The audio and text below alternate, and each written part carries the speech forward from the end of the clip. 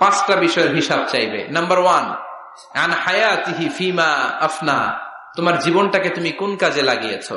এটা হচ্ছে common question. কবরের প্রশ্ন আমাদের 4টা, আর কিয়ামতের ময়দানে কয়টা? কথা কম।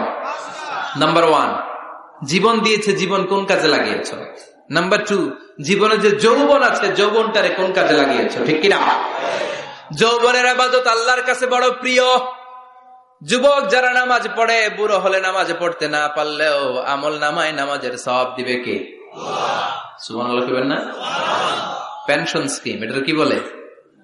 After service appreciation. 30 বছর গভর্নমেন্ট জব করার পরে বয়স হচ্ছে 60, আর করতে পারেন না, তখন একটা এক বান্ডেল টাকা আপনারে দিয়ে দিবে। পেনশন স্কিম, জাতিকে সার্ভ দিয়েছেন, এখন পারেন না, তারপরেও টাকা আছে নাই, এটাকে বলে আফটার সার্ভিস অ্যাপ্রিসিয়েশন। এত সার্ভিস যে দিয়েছেন, অ্যাপ্রিসিয়েশন। এজন্য যুবক যারা এখন নামাজ পড়াও ইসলামের পক্ষে